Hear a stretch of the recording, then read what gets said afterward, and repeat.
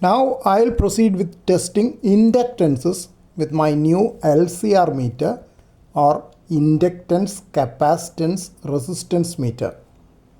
I had already posted testing capacitors and resistors with this LCR meter yesterday. Brought down the recently constructed 80 meter antenna which did not resonate on 80 meter and took out the loading coils for testing. When the antenna did not resonate on 80 meter, I had calculated the inductance using an online calculator and found it to be around 52 microhenries as against the 118 microhenries in the design. As instructed by VO2 XPZ today morning during a contact on amateur radio, I first shorted the lead to check the inductance of the leads. VO2 XPZ had mentioned that while testing inductors, the inductance of test leads have to be checked after shorting the leads, while they have to be kept open circuit for testing stray capacitance. Here you can see that the range selected is 200 microhenries, which is the lowest available in this LCR meter.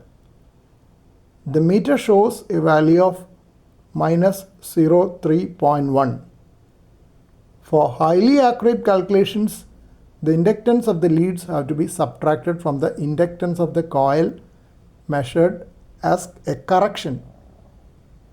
I presume that the leading 0 would also mean that the selected measurement range is high for the low inductance being measured.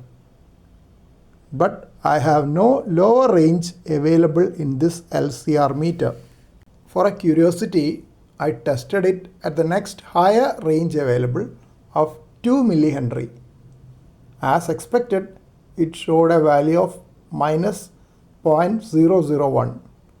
So the range selected in the LCR meter is way beyond the range to be selected for testing such a small inductance as the inductance of the test leads. Next, I tested the inductance of one loading coil and it is seen as 62 millihenry with the range of 200 millihenry selected in the meter. That is 10 millihenries higher than the value which I had calculated. Still much below the 118 millihenry needed for the 80 meter loaded coil dipole antenna by VO2 XTO design. The design is an upgrade of a 20 meter antenna and needs a lot of inductance for tuning off the extra capacitance of a shortened dipole. If it was an upgrade of a 40 meter antenna, lower inductance would have been enough. But I will not be able to mount such an antenna due to space constraints. Inductance of the second loading coil for the 80 meter antenna was also similar at 61.5 millihenry. I am happy that there was not much of a difference between the two hand-wound coils, which was my first attempt at making coils by manual winding. Just for practical learning of the concept of inductance of coils, I stretched out the coil and placed it like a slingy, the toy being used by kids. Incidentally, there is also a shortened slingy dipole antenna made like this. As expected, when the coil was stretched, the inductance came down to 29.2 millihenry.